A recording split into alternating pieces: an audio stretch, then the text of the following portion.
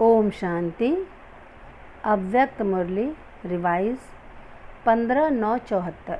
मुरली का सार है, पुरुषार्थ का अंतिम लक्ष्य है अव्यक्त फरिश्तापन। अभी तुम बच्चों का अंतिम स्थिति बनाने का अंतिम पुरुषार्थ चल रहा है। जो महारथी बच्चे निमित्त बने हुए हैं उनको अपने पुरुषार्थ की रफ्तार में भी सबके आगे निमित्त बनना है। श्रेष्ठ पुरुषार्थ कौन सा होता है, वह किसको देख फॉलो करेंगे? जैसे कि साकार में पुरुषार्थ कैसे करना है और पुरुषार्थ किसको कहा जाता है। पहले तो पुरुषार्थ के सिंबल यानी प्रतीक अर्थात साकार ब्रह्मा बाबा को देखते हुए सब आगे बढ़ते थे, लेकिन इस समय साकार में सिंबल कौन है? महारथी। क्या महारथियों का ऐसा पुरुषार्थ चल रहा है कि जिसको देखकर अन्य आत्माओं का भी पुरुषार्थ सिंपल हो जाए? अंतिम पुरुषार्थ कौन सा है, क्या उसको जानते हो? जैसे शुरू में देह अभिमान को मिटाने का पुरुषार्थ रखा कि मैं चतुर्भुज हूँ, इससे स्त्री भान, कमजोरी, कायरता आदि सब निकल गई और आप निर्भय और शक्तिशाली बन गए। तो जैसे आदि में देह अभिमान मिटाने के लिए कि मैं चतुर्भुज हूँ, यह प्रैक्टिकल पुरुषार्थ चला ना। चलते फिरते व बात करते यह नशा रहता था कि मैं नारी नहीं हूँ, मैं चतुर्भुज हूँ। तो ये दोनों संस्कार और वह दोनों शक्तियाँ मिल गई। जैसे कि ये दोनों कार्य हम कर सकते हैं, तो वैसे ही अंतिम लक्ष्य कौन सा स्मृति में रहे जिससे कि ऑटोमेटिकली वह लक्षण आ जाए। वह अंतिम लक्ष्य पुरुषार्थ के लिए कौन सा है? वह है अव्यक्त फरिश्ता हो रहना। अव्यक्त रूप क्या है? फरिश्तापन। उसमें भी लाइट रूप सामने है अपना लक्ष्य। वह सामने रखने से जैसे लाइट के कार्ब यानी घेरे में यह मेरा आकार है। जैसे वतन में भी अव्यक्त रूप देखते हो, तो अव्यक्त और व्यक्त में क्या अंतर देखते हो? व्यक्त 5 तत्वों के कार्ब में है और अव्यक्त लाइट के कार्ब में है। लाइट का रूप तो है, लेकिन आसपास चारों ओर लाइट ही लाइट है। जैसे कि लाइट के कार्ब में यह आकार दिखाई देता है। जैसे सूर्य देखते हो तो चारों ओर फैली सूर्य की किरणों की लाइट के बीच में सूर्य का रूप दिखाई देता है। सूर्य की लाइट तो है, लेकिन उसके चारों ओर भी सूर्य की लाइट परछाई के रूप में फैली हुई दिखाई देती है और लाइट में विशेष लाइट दिखाई देती है। इसी प्रकार से मैं आत्मा ज्योति रूप हूँ, यह तो लक्ष्य है ही, लेकिन मैं आकार में भी कार्य में हूँ।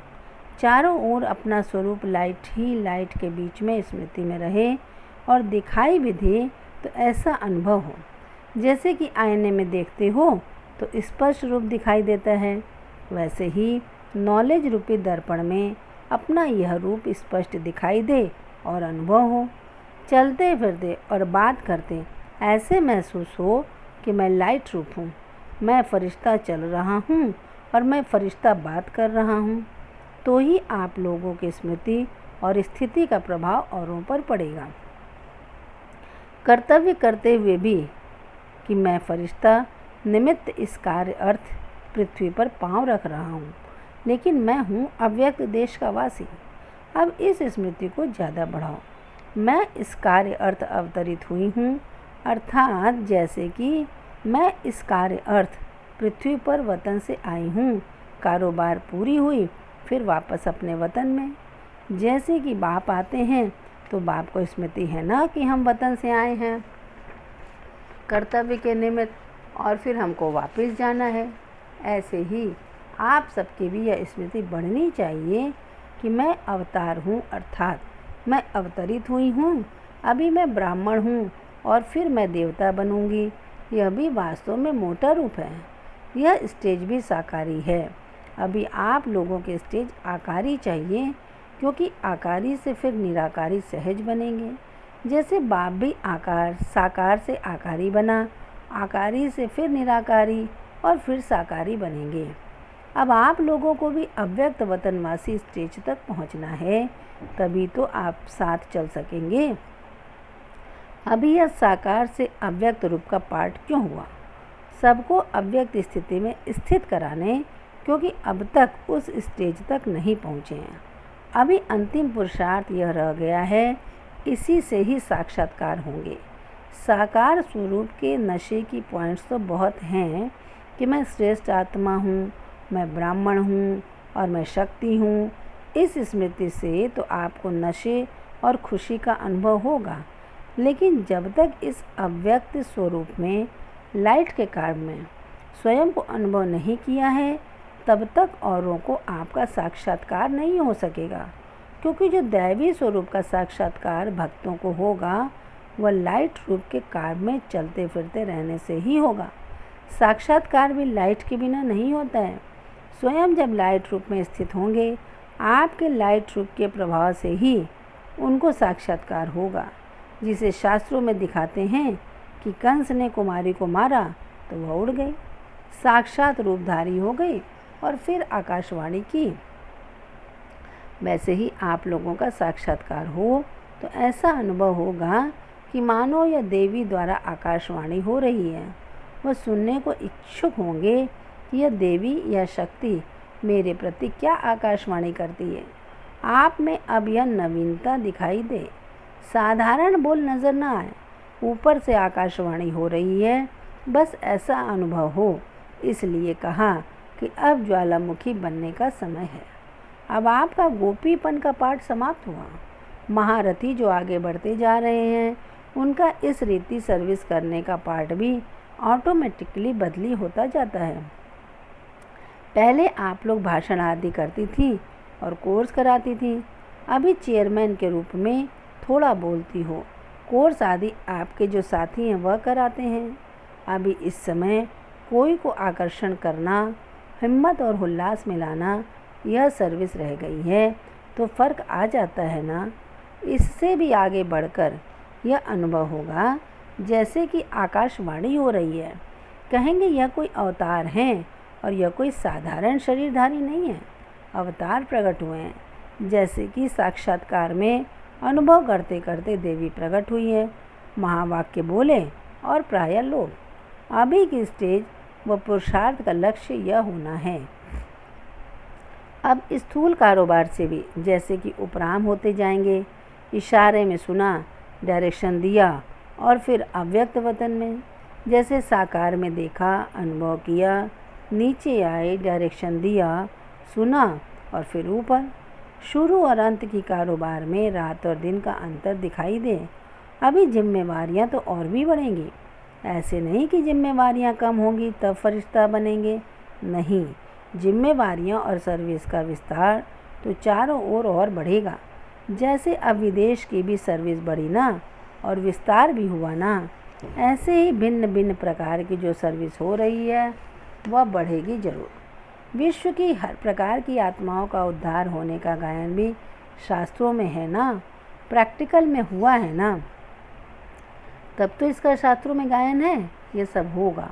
अभी तो एक एक स्थान पर बैठे हो, फिर 10-10 स्थान संभालने पड़ेंगे, फिर तो एक जगह बैठ भी नहीं सकेंगे।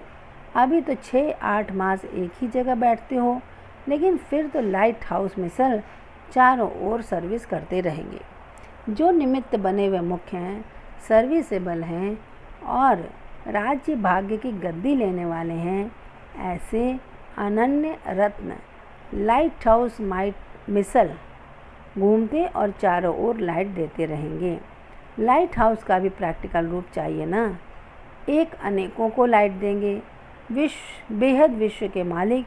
फिर वह कोई एक एरिया के हद का ही जिम्मेवार हो, ऐसा तो हो नहीं सकता। चाहे निमित्त मात्र भले ही उनका एक ठिकाना हो, जैसे लाइट हाउस का निमित्त ठिकाना तो एक है ना, लेकिन सर्विस एक ठिकाने की नहीं करते, बल्कि चारों ओर लाइट फैलाते हैं। इसी रीति स्थान भले एक ही होगा, लेकिन जो अपने में विशेषताएं होंगी या शक्तियां हैं, उसका लाभ चारों ओर हो। अभी तक सिर्फ एक स्थान पर ही आपकी विशेषता का लाभ है। सूर्य एक स्थान को ही रोशनी देता है क्या? तो आपकी भी विशेष शक्ति रूपी किरणें चारों ओर फैलनी चाहिए ना। नहीं तो मास्टर सर्वशक्तिवान और ज्ञान सितारे आप कैसे सिद्ध होंगे? मास्टर ज्ञान सूर्य अर्थात बाप समान, सितारे होते हुए भी बाप समान स्टेज, वह तो अष्टरत्न ही प्राप्त करेंगे ना। अगर कोई सितारा एक ही स्थान पर अपना प्रकाश फैलाता है और वह टिमटिमाता उसी अपनी एरिया में ही रोशनी देता है, तो उसको मास्टर ज्ञान सूर्य व बाप समान नहीं कहेंगे। जब तक वह बाप समान की स्टेज पर नहीं आया है, तब तक बाप समान तख्त नहीं ले सकता। इसलिए अपनी स्टेज ऐसी बनाओ जो सर्विस बढ़े। चक्रधारी बनने से ही चक्रवर्ती महाराजा बनेंगे। यहाँ चक्रधारी वहाँ चक्रवर्ती, जिसमें लाइट का भी चक्र हो और सेवा में प्रकाश फैलाने वाला चक्र भी हो, तभी कहेंगे चक्रधारी। ऐसा चक्रधारी ही चक्रवर्ती बन सकता है। चलते फिरते लाइट का चक्र हर एक को दिखाई देगा, जैसे इन आँखों से दिखाई पड़ रहा है। आश्चर्य खाएंगे कि ये सचमुच है, वह मैं ही देख रहा हूँ। आपके लाइट का रूप और लाइट का क्राउन ऐसा कॉमन हो जाएगा कि चलते फिरते सबको दिखाई देगा। यह लाइट के ताजदारी हैं। जैसे साकार में लाइट का अनुभव करना कॉमन बात थी, उसको उसी रूप से नज़र आता था जैसे कि इन आँखों से देख रहे हैं। ऐसे आप लोगों को अनुभव होगा। देखते देखते वह खुद गुम होने लगेंगे, मैं कहाँ हूँ और क्या देख रहा हूँ। जैसे साकार द्वारा अनुभव करते थे, स्वयं से ही कभी कभी आश्चर्य खाते थे कि क्या मेरे पाँव यहाँ हैं अथवा मूल वतन या सूक्ष्म वतन में है। जैसे साकार द्वारा आपको अनुभव होते थे, वैसे ही फिर आपके द्वारा सबको अनुभव होगा। तब तो समान की स्टेज में आएंगे। वह तब हो गए जब बीच बीच में अपने इस स्वरूप की स्मृति लाते रहेंगे। साकार ने भी गुप्त पुरुषार्थ किया, इसी प्रकार आप लोगों को भी यह गुप्त पुरुषार्थ व गुप्त मेहनत करनी है। इतना अटेंशन है, टेंशन होते हुए भी अटेंशन रहे। अभी तो फिर भी रात और दिन में आराम करने का टाइम मिलता है, लेकिन फिर तो यह रेस्ट लेना यह भी समाप्त हो जाएगा। लेकिन जितना अव्यक्त लाइट रूप में स्थित होंगे, उतना ही शरीर से परे का अभ्यास होने के कारण 2-4 मिनट भी अशरीरी बन जाएंगे, तो मानो जैसे कि 4 घंटे का आराम कर लिया।